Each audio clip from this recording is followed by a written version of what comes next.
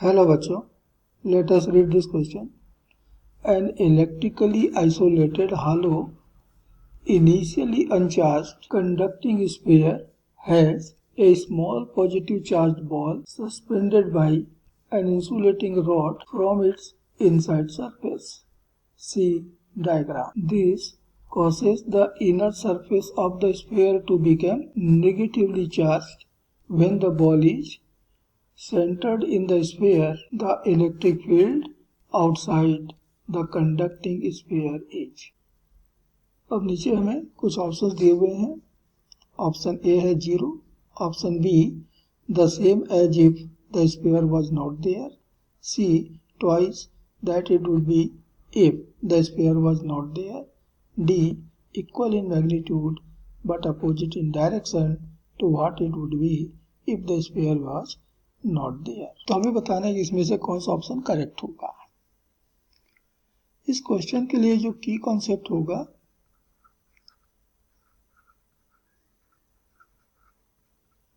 वह है Gauss's theorem. ये गॉसेस थ्योरम का एक क्वेश्चन है. स्फीयर है हॉलो स्फीयर जिसके सेंटर पर हमने एक चार्ज रखा हुआ है, मान लेते हैं प्लस क्यू, और हमें इस स्फीयर के बाहर किसी पॉइंट पर इलेक्ट्रिक फील्ड मालूम करना है कि कितना होगा. तो मालूम है कि कंडक्टर के पास में जब कोई चार्ज पार्टिकल रखा जाता है तो बाय इंडक्शन उतना ही लेकिन अपोजिट चार्ज नियरर सरफेस पे इंड्यूस होता है. तो इनर सरफेस जो इसका नियरर सरफेस है यहाँ इंड्यूस हो जाएगा इतना ही लेकिन अपोजिट चार्ज, तो ये इंड्यूस हो गया माइनस क्यू, और फार्दर सरफेस पर बाहर दूर वाले सरफेस पर उतना ही लेकिन द सेम चार्ज ये इंड्यूस हो जाता है. तो यहाँ इंड्यूस हो जाएगा प्लस क्यू,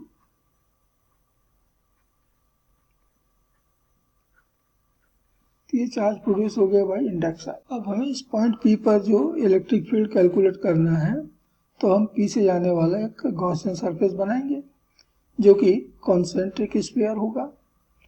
तो ये कॉन्सेंट्रिक स्फीयर हम यहाँ पर कंस्ट्रक्ट कर लेंगे इस तरह से.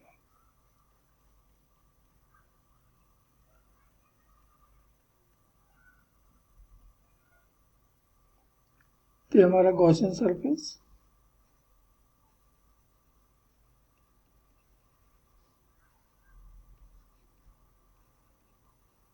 अब मान लीजिए कि पी पर इलेक्ट्रिक फील्ड ई है और यहाँ पर एक छोटा सा एरिया हमने ले लिया डी ए. तो फ्रॉम गॉसेस थ्योरम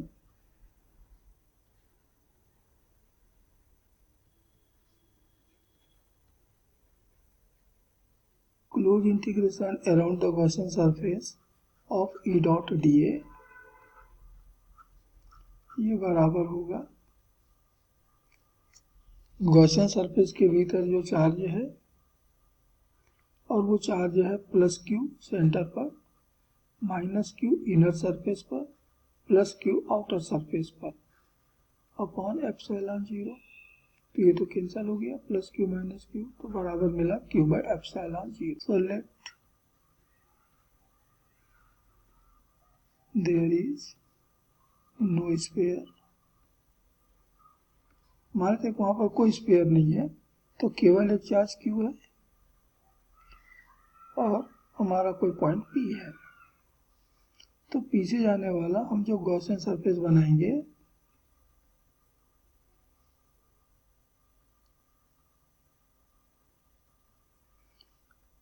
ये एक स्फीयर होगा जिसका सेंटर क्यू होगा. अब मान लेते हैं कि पॉइंट पी पर इलेक्ट्रिक फील्ड ई है, यहाँ एक छोटा सा एरिया डी है. तो फिर से हम गॉस थ्योरम अप्लाई करें तो गॉस थ्योरम के अकॉर्डिंगली गॉसियन सरफेस के around integration of E dot D A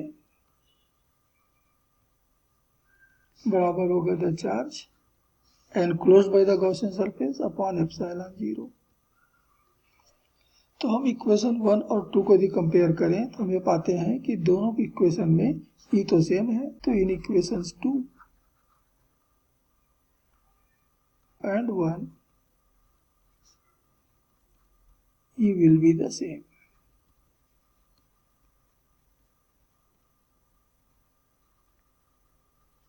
P में कोई चेंज नहीं आ रहा है, यानी क्यू के चारों तरफ हम एक स्फीयर रख दें तो भी पॉइंट पी पर इलेक्ट्रिक फील्ड में कोई चेंज नहीं आता, कोई इफेक्ट नहीं पड़ता, और इसलिए दिए गए क्वेश्चन का ऑप्शन बी जो है वो करेक्ट आंसर होगा, the same as if the sphere was not there.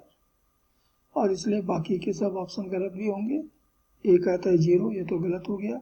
सी कहता है twice what it would be if the sphere was not there, ये भी गलत हो गया। और D equal in magnitude but opposite in direction to what, तो डायरेक्शन में भी कोई फर्क नहीं पड़ रहा है, कोई इफेक्ट नहीं हो रहा है, ये भी गलत। तो करेक्ट आंसर हो गया option B, and this is final answer of the question. Hope you understood it well. Best of luck.